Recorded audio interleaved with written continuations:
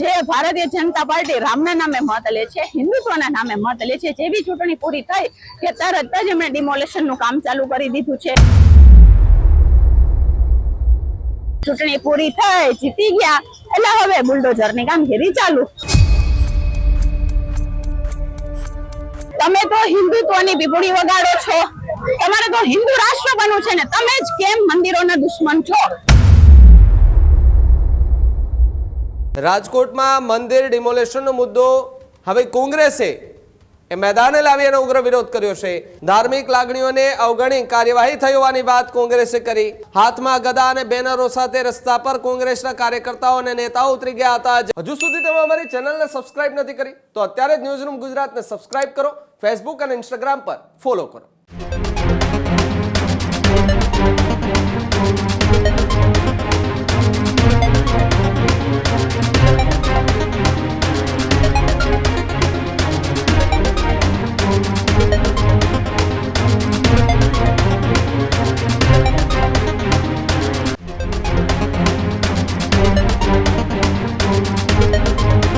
अन्य समाचारों में आगे बात करें तो समाचार राजकोट थी सामे आवी रह्या छे। राजकोटમાં ગઈકાલે મોડી રાત્રે હનુમાન મંદિરને તોડવાનો મામલો જે છે તે વધુ ઉગ્ર બની ચૂક્યો છે। અહીંયા રાજકોટમાં મંદિર ડિમોલેશનનો મુદ્દો હવે કોંગ્રેસે મેદાને લાવી અને ઉગ્ર વિરોધ કર્યો છે।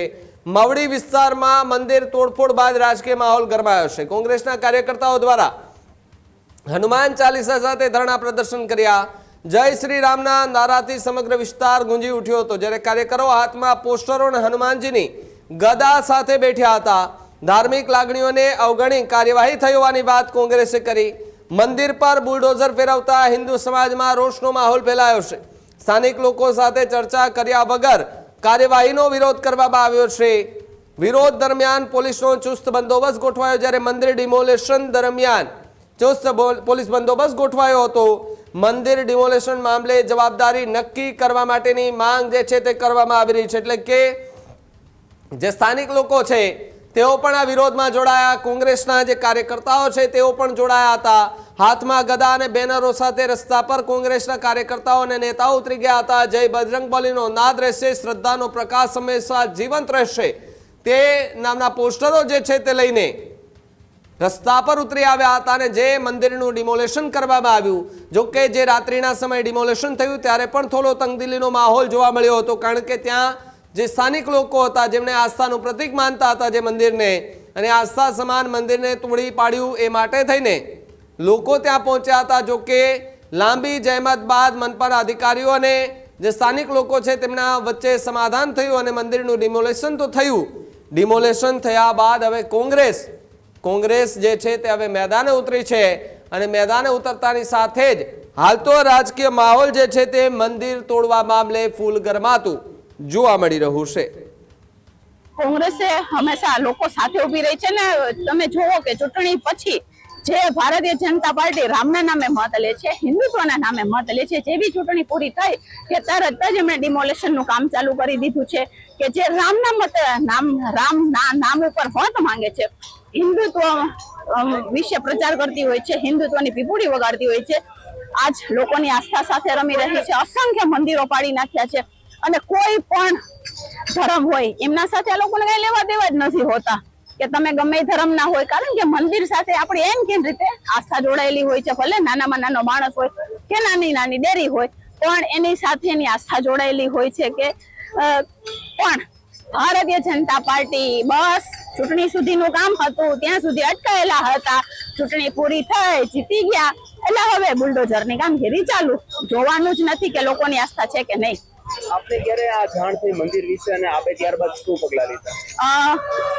રાત્રે જ કે અડધી રાત્રે જ્યારે લોકો આરામ કરતા હોય, રાતે સૂતા હોય ત્યારે જ આ લોકોનો ટાર્ગેટ હોય છે કે ત્યારે જઈને બધું પાડી નાખવું, એટલે કોઈ મેન્ટલી પ્રિપેર જ ના હોય કે શું થઈ રહ્યું છે તેમની સાથે। એવી જ રીતે આ તાનાશાહી સરકારે અડધી રાત્રે જઈને મંદિરો પાડવાનું ચાલુ કર્યું, ત્યાંની વસાહતને ખતમ કરવાનું કામ કર્યું। પછી આજ અમે ધરણા ઉપર બેઠા છીએ કે હવે જેટલા મંદિર છે બીજા એમને તો ન પાડો, કારણ કે લોકોની આસ્થા જોડેલી હોય અને તમારો ટાર્ગેટ મંદિર જ કેમ હોય છે હંમેશા તમારો ટાર્ગેટ કેમ હંમેશા મંદિર જ હોય છે? સૌથી વધારેમાં વધારે મંદિરો ભારતીય જનતા પાર્ટીના શાસનમાં પડ્યા છે. પછી ઐતિહાસિક પુરાતત્વ કેમ ના હોય? પુરાણા જમાના મંદિરો પણ કેમ ના હોય? મણિકર્ણિકા ઘાટ કે જેને આપણો ઇતિહાસ ગણવામાં આવતો હતો, એક ઇતિહાસનું યુગ તરીકે ગણવામાં આવતો હતો, એને લઈ લ્યો કે નાનામાં નાની શેરીની એક નાનકડી ડેરી લઈ લ્યો.